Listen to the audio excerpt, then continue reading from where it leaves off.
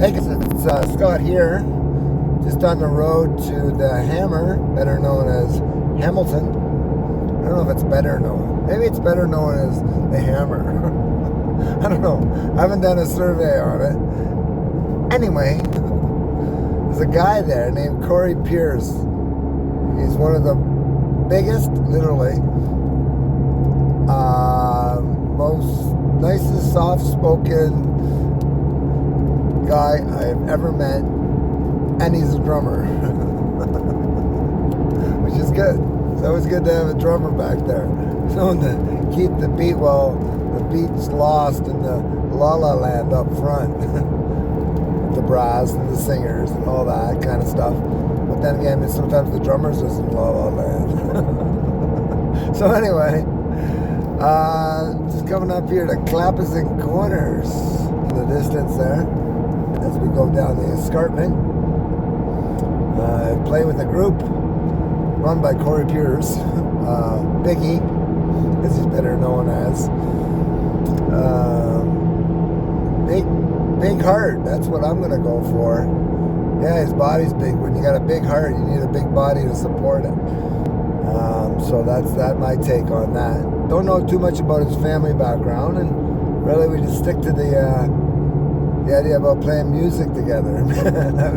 You know, laying down some tracks. They got this hip-hop track that they're trying on us. Don't know too much about it, never heard of it, but it's got a kind of a great beat.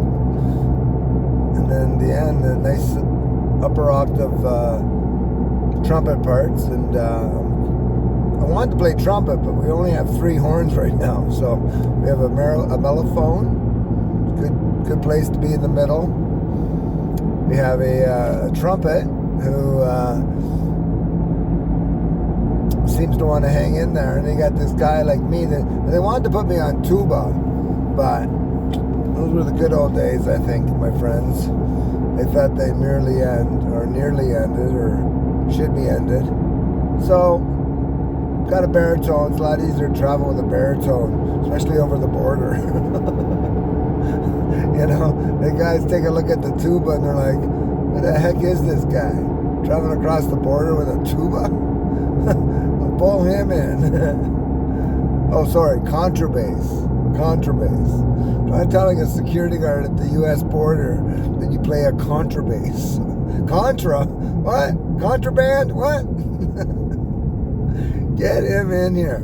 Anyway, Clapperson Corners, been here probably 1,000 times now. See, and gets up the road. See, Tim Hortons up the road. I don't have to deal with all the, because you turn right here, but you can't turn left. So you got to drive up the road, turn around. Hundreds of cars, as you can see. See, enough to piss your day off. I'm already like, what time is it here? It's 2 o'clock. I'm already an hour and 10 minutes late. Oh well, better late than never, I say, especially when it comes to drum corps. I mean, once you get shown the door or you leave the door, it's not always so easy to get back into it again. So many distractions in the world. But I tell you, my dad was part of Kiwanis Club, and he's like, hey, you want to join the band? And I'm like, yeah, it looks good to me. I'm in. And the first rehearsal, they're like, okay, Scott, what instrument do you want to play? And I'm like, what? Oh, never thought of it. Well, then everyone's a drummer, so they didn't put me on drums. And then they put me on, I'm a bigger guy. Big head too, big mouth extremely. But they gave me this baritone, which is kind of cool. It wasn't a trumpet. It looked like kind of like a trumpet. It was bigger than a trumpet. But it didn't play necessarily the melodies. So my dad's like, why don't you play the trumpet and play the solo? Right? So that was my first year, my rookie year. Boy, was it ever a kick in the pants that was. But then my second year, the instructor that put me on the baritone came up to me and said, hey, we need to talk. And I'm like, uh-oh. I'm being cut? What? Like, sorry. Went through a whole year, went to DCI Montreal at the time of my life. The group that I first saw that was actually one of the Boys, they call them. It's like a Drum Corps International group. The group was called the Santa Croix Rivermen.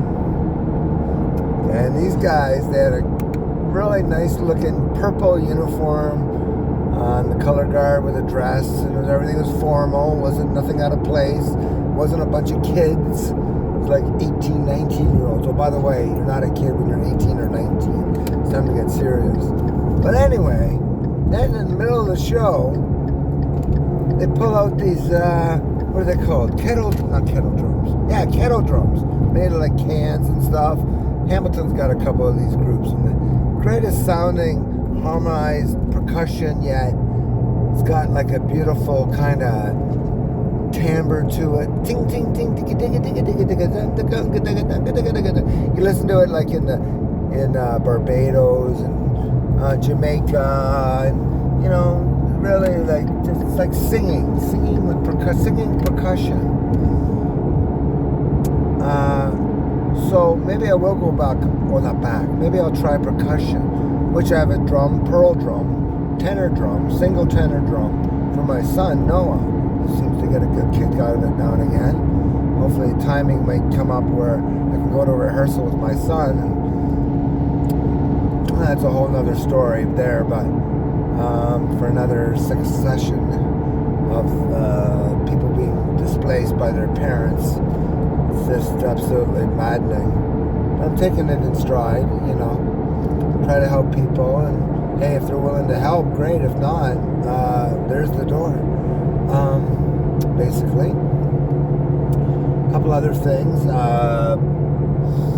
So I got my horn. I got to switch a valve back to my other horn. That this guy Biggie that I was talking about earlier, he let me swap a valve out of an old horn and stuff, and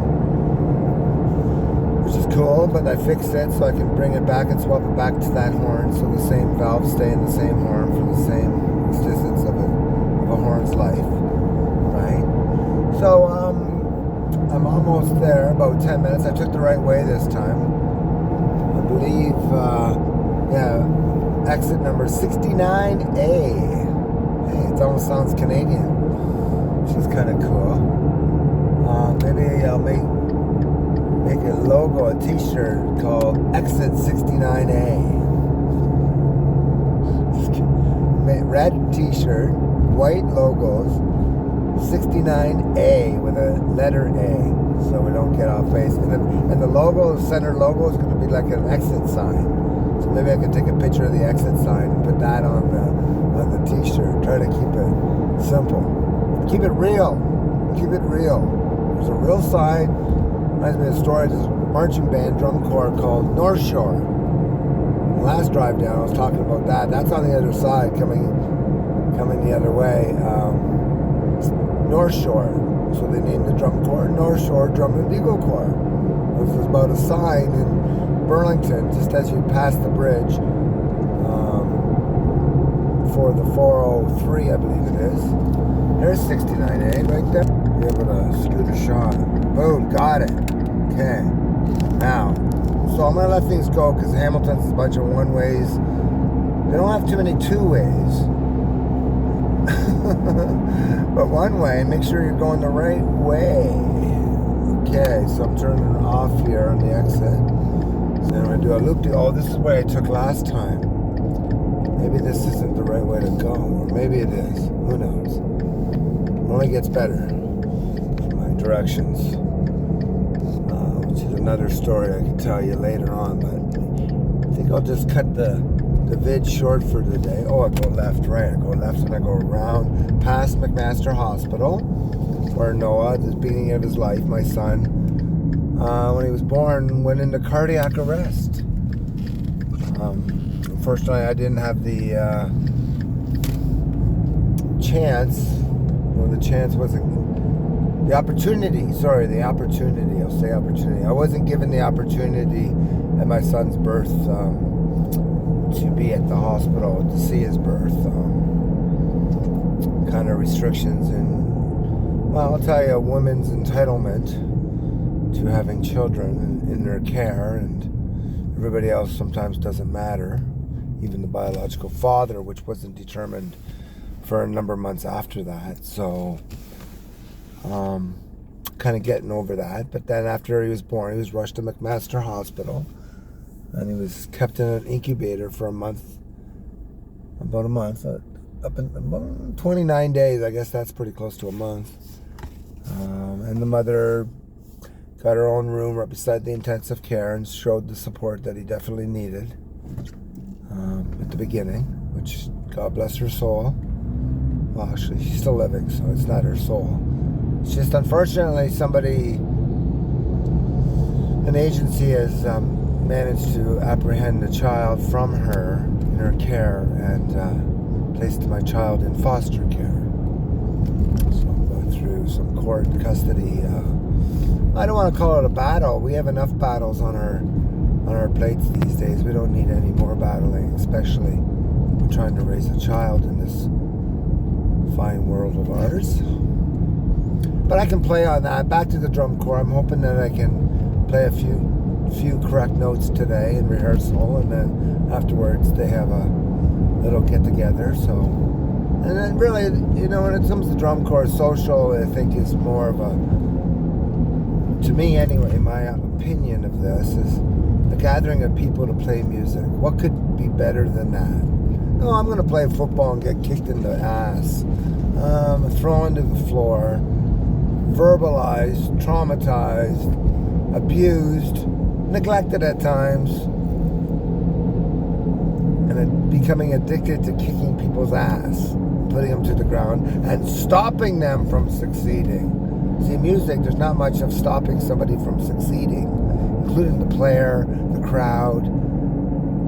Like, it's almost everybody sharing the idea about camaraderie and having fun without getting into trouble. Except you're me when you travel to the next show on the back of the bus and start to... Well, I won't let you know what happened back there, but basically the bus stopped on the side of the road, and luckily the director wasn't on the camper in the back of the bus, or be following the bus, actually. It was the secondary staff, and they let things slide a little bit. They gave me a warning on some things, which is fine. We all need a little bit of warning now and again. But not control, power, search and seize is out of the question with anything.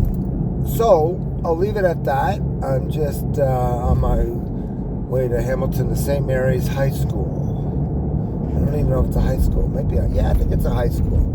Should be a high school because it's quite big. It's got a great music room. So that's all I really need to know for today. So I'll come back to you guys a little later, okay? Take care, bye.